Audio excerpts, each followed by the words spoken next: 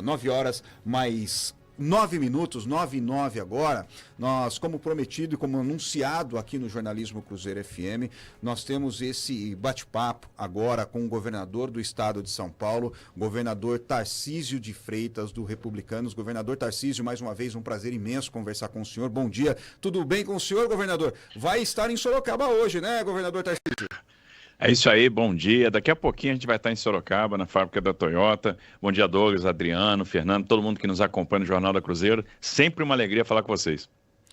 Governador, essa visita à cidade de Sorocaba, uma visita importante, que o senhor pode adiantar para o ouvinte da Cruzeiro FM relacionado a essa vinda aqui para Sorocaba, o senhor que esteve na cidade de Santos, a minha querida Santos, que completou 490 anos de fundação ontem, e hoje o senhor já está aqui na cidade de Sorocaba. Olha, é uma visita importante porque marca o início da produção do Yaris Cross. O Yaris Cross vai ser um SUV compacto flex, híbrido flex, então está muito alinhado com a nossa estratégia aqui de ter uma mobilidade sustentável. Então a gente estimulou muito os híbridos flex aqui no estado de São Paulo, inclusive dando a isenção do IPVA para o híbrido flex, e a ideia é que a gente possa ter uma mobilidade realmente sustentável. Obviamente a gente precisava, quando pensa em ter o híbrido aqui no estado, num híbrido de menor custo. Por isso a gente fez lá atrás a solicitação para que a gente tivesse um carro mais compacto, que pudesse chegar mais barato, e a gente deu o estímulo, que é a questão da isenção do IPVA. E por que isso é importante? A gente está falando da motorização elétrica e a motorização combinada com a motorização a combustão, mas como a gente vai usar prioritariamente o motor elétrico, o que entra a combustão pode entrar e ser abastecido com etanol, que também a gente ajuda aqui as nossas lavouras, a poderosa indústria do etanol que a gente tem em São Paulo, que gera tantos empregos, nós temos tantas usinas, né? Nós temos, e eu acredito muito no etanol, porque quando a gente pensa na cana-de-açúcar, a gente está falando da maior relação biomassa-energia que a gente conhece.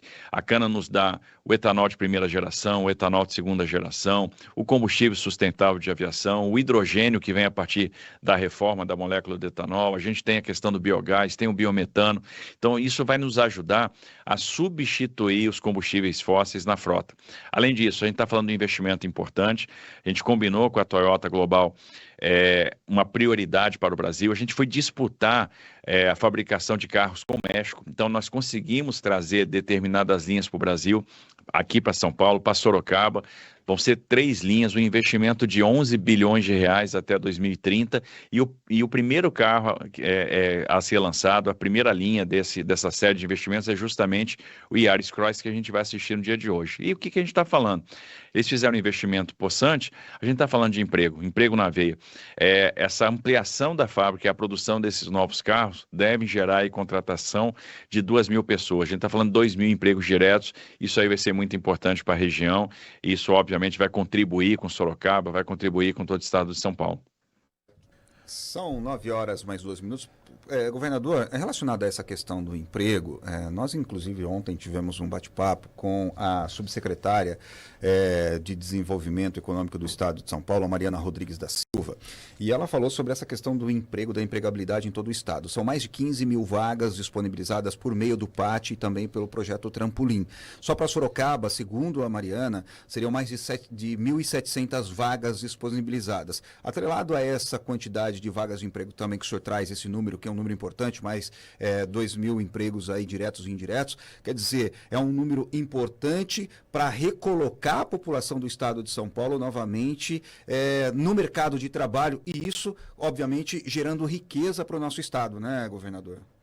Sem dúvida, a gente tem focado muito essa questão do emprego, diversas formas. A gente está investindo muito, por exemplo, na capacitação, a gente está formando mão de obra com cursos gratuitos oferecidos pelo Estado, seja pelos programas de treinamento online, seja pelo Caminhos da Capacitação, seja na Praça da Cidadania, enfim, é um grande programa de formação e capacitação de mão de obra em diversas áreas, incluindo as áreas de tecnologia, né? A gente está formando pessoas na área de computação, em nuvem, na área de internet das coisas, na área de inteligência artificial. Nós estamos formando também soldadores, nós estamos formando pessoas para trabalhar em açougues, padarias, enfim, é uma grande formação de mão de obra, porque a gente quer inserir as pessoas no mercado de trabalho. A gente tem formado, por exemplo, profissionais da construção civil. A gente tem muitas vagas abertas na construção civil. A gente tem muitas vagas abertas no setor de tecnologia. E a gente tem muitas vagas abertas nos supermercados, na indústria. E a gente está procurando linkar as pessoas que precisam de emprego, precisam dessa oportunidade, com as vagas que nós temos disponíveis no mercado de trabalho. Não é por outra razão que o Estado de São Paulo tem liderado mês após mês as estatísticas de geração de emprego formal. A gente gera mais de 30% dos empregos de carteira assinada do Brasil, e isso é muito importante. Então a gente está todo final de ano, a gente faz o balanço e a gente tem lá 500.000 de paulistas que conseguiram acessar o mercado de trabalho, às vezes até mais, porque a gente está conseguindo liderar esse processo de expansão no emprego. E a gente quer que as pessoas prosperem, a gente quer que as pessoas vençam. Então a gente dá o treinamento, dá a capacitação, dá o caminho, tenta ligar essa pessoa. O trampolim é isso. O trampolim, a gente tem lá uma série de oportunidades que as empresas nos colocam, a gente pega uma série de pessoas que têm interesse em trabalhar e a gente faz o link dessa pessoa que tem o interesse em trabalhar, que recebeu uma capacitação, um treinamento para entrevista, em que a gente ajudou, às vezes, a fazer o próprio currículo e liga com aquela oportunidade que está aberta aí no nosso mercado, nas diversas regiões. E uma coisa que a gente está procurando fazer é equilibrar a distribuição de riqueza. A gente tem várias ações de estímulos setoriais, de estímulos econômicos diferentes por região, para diminuir o gap dos produtos internos brutos de cada região do estado de São Paulo. O que a gente tem visto é que áreas deprimidas hoje apresentam um crescimento de PIB maior do que áreas que são desenvolvidas, né, percentualmente falando. Então, isso é muito importante para nós, para que a gente também gere oportunidade onde a oportunidade ainda não tinha chegado. Então, é uma maneira de equilibrar também essa geração de oportunidade em todo o território do estado. Governador, bom dia, Adriano Castor aqui. Deixa eu fazer uma pergunta, até porque o senhor está vindo aqui para a cidade de Sorocaba, vai vir aqui no Yaris Cross, né, que é um modelo automático, um modelo que está sendo lançado aqui pela Toyota. E o assunto do momento, no dia de hoje, muitos ouvintes vieram até falar, é a respeito dessa norma do CONTRAN, que está seguindo uma resolução do CONTRAN, e o Detran de São Paulo seguindo essa resolução, retirando aí a baliza e também autorizando os exames com veículos automáticos. Eu gostaria de saber a opinião do governador. Como é que o senhor acha, o que o senhor achou dessa nova resolução do CONTRAN e o Detran seguindo, claro, a norma que vem do órgão superior? É claro, o CONTRAN ele estabelece determinadas normas e o que cabe ao Detran de São Paulo é seguir. Existe consulta pública, os Detrans são consultados, participam dessas decisões, o CONTRAN é um órgão colegiado, então eles fazem estudos, fazem audiências para tomar determinadas decisões. Agora, é uma adaptação à realidade. Hoje a maioria dos carros que saem de fábrica já são automáticos e a pessoa tem a oportunidade, então, de se capacitar naquilo que vai ser a realidade dela logo ali na frente, né? O que ela vai se deparar, que tipo de veículo que ela vai realmente utilizar, porque eu entendo que a formação do condutor tem que também se adaptar à evolução da tecnologia, e é um pouco isso que o CONTRAN está fazendo, adaptando norma ao avanço tecnológico, à facilidade que nós temos hoje, e a gente tem que formar o condutor para aquilo que ele realmente vai encontrar quando ele for dirigir, quando ele for, né, solicitado. Então a gente tem que desenvolver aquelas habilidades que vão ser necessárias para ele estar aí no dia a dia e poder conduzir o seu veículo com segurança. Bom dia, governador Fernando Guimarães, tudo bem? Obrigado pela participação aqui conosco mais uma vez. Governador, dizem que o estado de São Paulo está indo tão bem que o presidente da República poderia sair desse estado, não é verdade? Isso é uma coisa interessante. Você sabe que o estado de São Paulo vem bem há muito tempo e quando você pega na era da redemocratização, somente um governador de estado virou presidente da República, que foi o Fernando Collor, e por uma razão muito específica, muito pontual daquele momento. Onde o acesso à informação era muito diferente do que é hoje. O último governador de São Paulo, presidente da República, foi o Jânio Quadros, e o penúltimo foi o Washington Luiz. Então veja que as coisas não são tão fáceis para um governador de São Paulo. Mas independente disso, quando eu cheguei aqui em 23, eu dizia o seguinte: eu estou muito apaixonado por esse estado e muito grato pela confiança que a população me deu. Vou construir aqui um projeto de longo prazo, tenho um compromisso, vou olhar para frente, vou olhar projetos que sejam estruturantes, porque seria às vezes muito fácil pegar e aplicar recurso na política de paróquia, pulverizar dinheiro e não fazer aquilo que é de fato estruturante, que vai deixar um legado. Às vezes o retorno político de pensar dessa forma é até melhor, o retorno eleitoral é até melhor, mas a gente vai ficando para trás. Então a gente tem uma responsabilidade também de manter esse estado grande e aí a gente tem que construir uma visão de longo prazo e a gente quer ver essa visão de longo prazo se materializando. Por isso que alguns projetos nossos vão ficar prontos em 28, 29, 30, 31, e a gente está muito motivado a tocar esses projetos. Por isso, a nossa ideia aqui é buscar, sim, um novo mandato e tentar terminar esse ciclo e até passar lá na frente esse bastão para alguém. Eu sempre digo que o poder público é como uma corrida de revezamento. A gente recebe o bastão de alguém, corre o melhor que a gente pode, tenta passar o bastão para alguém lá na frente numa situação ainda melhor do que a que a gente recebeu. Então a gente tem que ser grato pelo legado que a gente herda, porque o Estado de São Paulo foi construído, né, de muito tempo, ele não nasceu forte da noite para o dia, é o trabalho de muitas gerações, e cabe a nós tornar esse Estado ainda mais forte, essa é a nossa responsabilidade, e é com essa visão que a gente vai trabalhar, por isso que estamos focando esses projetos de longo prazo e a gente quer ver a materialização desses projetos, e eu vou ser coerente com aquilo que eu falei desde sempre, desde 2023 eu venho falando que o meu interesse é ficar aqui e continuar trabalhando para São Paulo.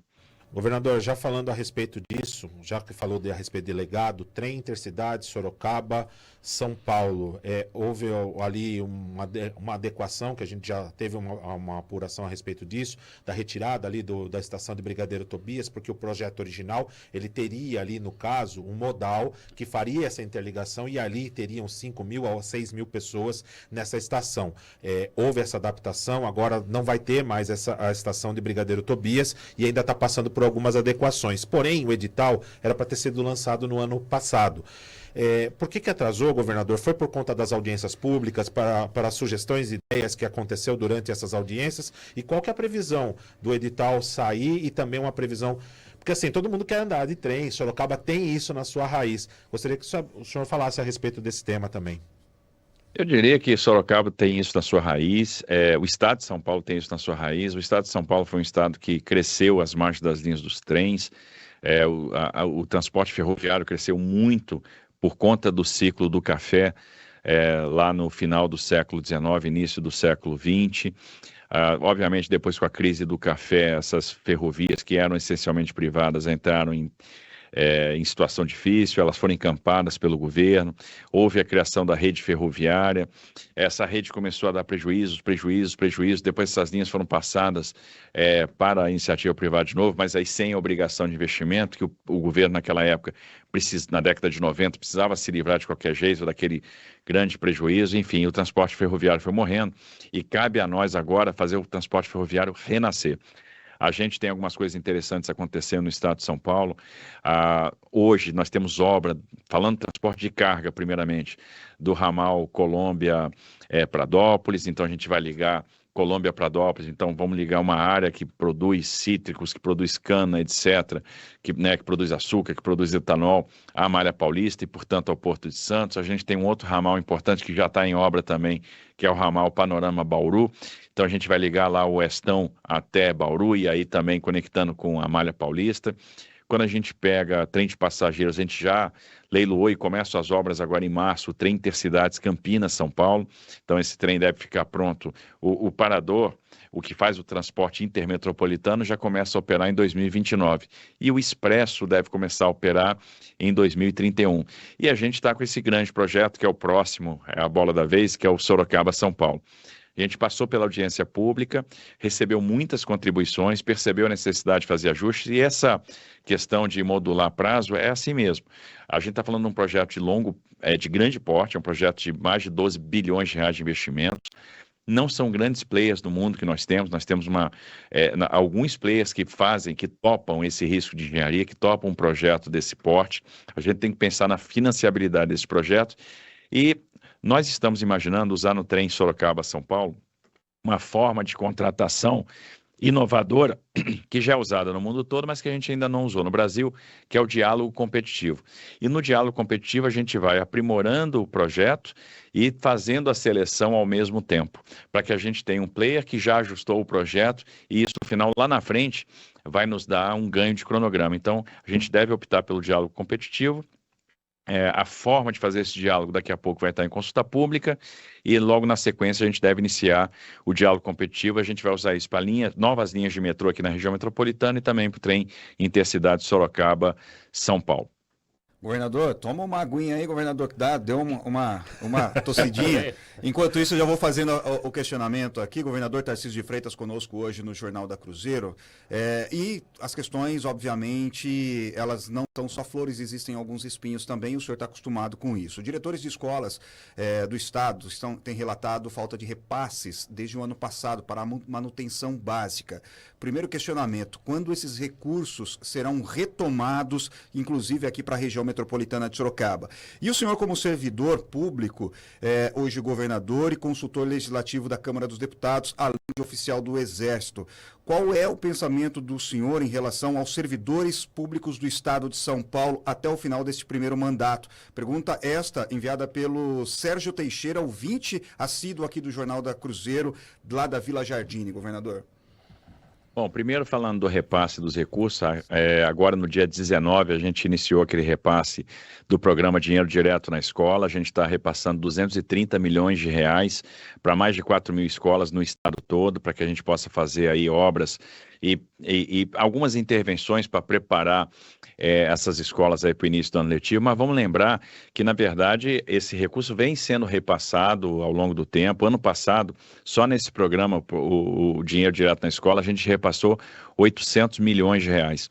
A gente deve contar aí, pegando e somando escolas do Estado de São Paulo, da Secretaria de Educação, mais ETEX e FATEX, a gente vai ter 1,8 bi para investimento. E a gente tem que lembrar que sempre a gente acaba repassando mais do que a previsão orçamentária. Então, ano passado, por exemplo, você tinha alguma coisa em torno de 390, 400 milhões de reais para reformas de escola e a gente repassou no final do ano 800 milhões de reais. Então, a gente começa repassando agora, no dia 19 de janeiro a gente iniciou os repasses, 230 milhões para essas escolas, né? Então, para que não falte nada. A gente tem feito intervenções em todas as escolas de São Paulo, então a gente já investiu muitos recursos, nós reformamos aí mais de 3 mil escolas. Só para você ter uma ideia, quando a gente começa o mandato, nós tínhamos 9 escolas das 5.128 que tinham ar-condicionado. Hoje nós temos ar-condicionado em 1.100 escolas e a gente vai continuar fazendo esse trabalho. A gente tem uma previsão de investir mais 400 milhões de reais só em condicionamento de ar ao longo desse ano, para que a gente alcance aí também mais 1.000 escolas, 1.100 escolas. Então, tem um investimento grande na questão da infraestrutura escolar. Para você ter uma ideia, quando a gente pensa em primeira infância, a gente já entregou mais de 70 creches no estado de São Paulo, na região de Sorocaba. A gente entregou 10, a gente tem mais 6 previstas para entregar agora, então serão 16 até o final desse ano. A gente já entregou aí 29 escolas novas, equipamentos novos, a gente tem mais 33 escolas novas em construção. Então a gente está falando aí de fornecer vaga para mais 60, 65 mil alunos. Então, a gente está melhorando bastante a infraestrutura escolar. Vamos fazer um grande investimento esse ano na readequação do nosso parque tecnológico. Então, a gente vai comprar computadores novos para as escolas, porque os computadores que nós temos foram adquiridos em 23. Então, esses computadores eles entram num processo de obsolescência muito rápido, precisam ser substituídos, né? E a gente precisa acompanhar o avanço tecnológico e isso será feito. Então, a gente tem um planejamento de investimento tanto em infraestrutura quanto em tecnologia que vai ser executado como tem sido executado ao longo dos anos. Nunca se fez tanta obra, nunca se ampliou tanta sala de aula e nunca se investiu na questão do ar-condicionado e a gente tem um recurso que já está separado esse ano para fazer esses investimentos. Com relação ao serviço público, eu acredito muito no serviço público, sou servidor público. A gente tem feito aí, para quem está atento, várias reformulações de carreiras. Então, nós criamos a carreira de auditor de controle interno aqui no Estado de São Paulo, que nós não tínhamos, que é aquela carreira da Controladoria Geral do Estado. O primeiro concurso aí está em andamento, uma carreira que foi muito bem pensada. A gente readecou a carreira de especialista em regulação, né, que são carreiras importantes que vão cuidar de toda a nossa regulação, é a turma da Artesp, a turma da Arcesp, e deixamos as agências reguladoras, elas ganharam um novo marco legal, e é um marco que torna essas agências aí muito mais modernas. A gente criou a carreira e melhorou muito a carreira de especialista ambiental, especialista do agronegócio, especialista social. Nós temos um grande programa de superação da pobreza, que é o Superação SP, e não dava para tocar um programa desse se não tivesse um servidor extremamente motivado. Então nós criamos essa carreira de especialista social, e é uma carreira também, e a gente procura equilibrar. Por exemplo, o tipo de ascensão, a quantidade de níveis, o valor dos vencimentos do especialista de infraestrutura, do especialista ambiental, do especialista social é o mesmo. Então, para que a gente possa ter também um equilíbrio nisso. E nós vamos continuar revisitando carreiras, revisitando planos de carreira, para que a gente possa ter um serviço público mais forte. O que a gente imagina é que a tecnologia realmente entre e nos ajude para que a gente tenha um serviço público, de fato, um pouco mais enxuto, mas com carreiras muito mais valorizadas. Obviamente, isso é um processo que precisa ser construído, e a velocidade disso é ditada pelo tamanho do espaço orçamentário que nós temos. Nós temos um país hoje que está passando por dificuldade, isso impacta diretamente as nossas receitas, porque observe, com 15% de taxa de juros, o país vai ficando com o freio de mão puxado. Então, o país estava crescendo 3,5%, começou a crescer 2,9%, 2,5%, 1,9%, 1,5%, e aí a gente começa a ter problema de receita. A gente tem que ser cauteloso para também não fazer nenhuma loucura. Então, a gente vai procurando dosar isso. O espaço orçamentário com um planejamento de valorização das carreiras dentro daquilo que a gente tem condição de fazer. Governador, eu sei que o pessoal da assessoria está no nosso calcanhar aí também, mas o helicóptero precisa esquentar, que eu sei que ele é movido a álcool, até para o senhor chegar aqui. Então ainda cabem mais 2 perguntas rapidinhas.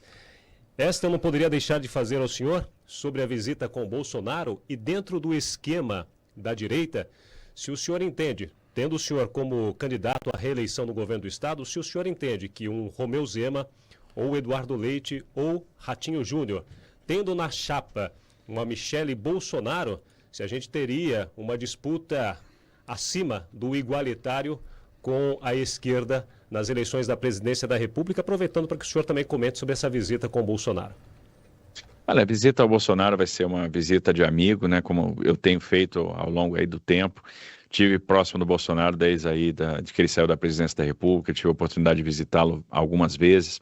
Também recebi ele aqui em São Paulo algumas vezes. E, obviamente, eu quero saber como é que ele está, o que ele precisa, se ele precisa do nosso suporte, da nossa ajuda. A gente tem trabalhado muito aqui sempre para a evolução jurídica aí da situação dele, a gente quer vê-lo em casa o quanto antes. Existe uma questão aí que é humanitária, uma questão de saúde. Então, a gente está falando de uma pessoa de 70 anos que já passou aí por 12 cirurgias no abdômen, que sofreu um atentado, que quase morreu.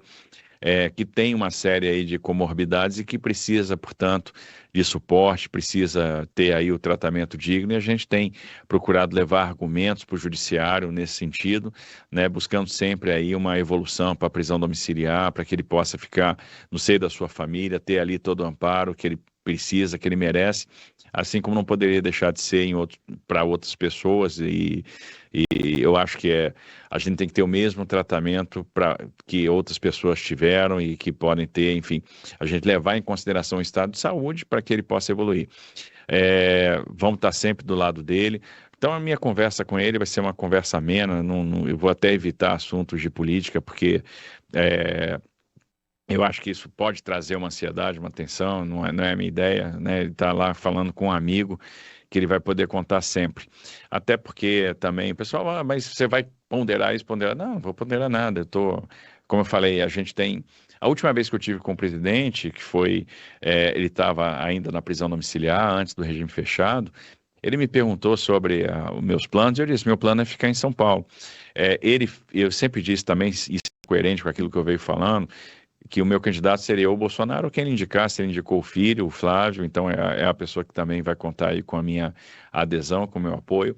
Acho que é uma eleição dura, uma eleição complexa, uma eleição que vai ser muito disputada e que a direita precisa se estruturar, precisa organizar palanques regionais, bons palanques regionais, para que a mensagem possa chegar e possa ser capilarizada, e obviamente a escolha do vice pode ter aí um certo peso. Nós temos excelentes nomes que podem compor com Flávio e podem agregar também entrada em bases eleitorais importantes.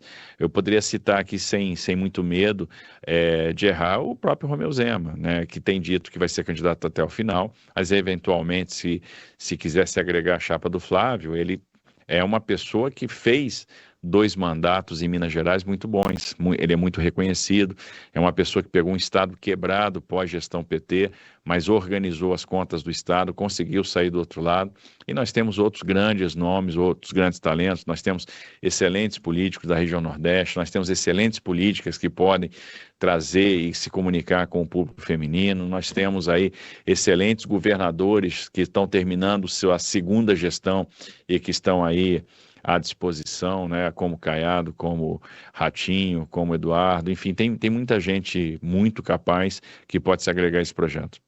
Governador, prometo que é a última, porque já deve estar já quase ali, já todas as turbinas já bem aquecidas. Falando um pouquinho aqui de Sorocaba, governador, o senhor vai estar vindo agora para a Toyota, e o senhor vai encontrar o prefeito Fernando Martins da Costa Neto, tá?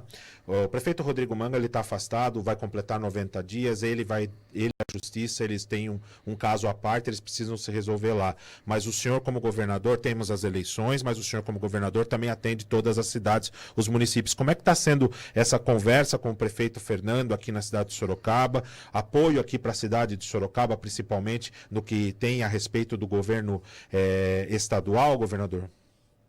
Olha, a gente, até na última caravana 3D que nós fizemos, a gente veio com um pacote de medidas em prol de Sorocaba e da região. Vocês lembram que a gente, naquela oportunidade, entregou 46 leitos lá no Hospital de Ibijatene, 10 leitos de UTI no Complexo Hospitalar de Sorocaba, autorizamos a questão da compra e preparação, né, do PET scan, que era uma coisa importante. Nós temos aí obras importantes na região que estão sendo feitas, né? Eu podia citar aí as obras na Bugiro Nacal, na Lívio, enfim, nós temos as obras da Castelo, nós temos obras de escola, nós temos intercidades, enfim, nós temos tantas questões aí na região, e a nossa posição sempre foi a institucional, sempre foi a de ajudar.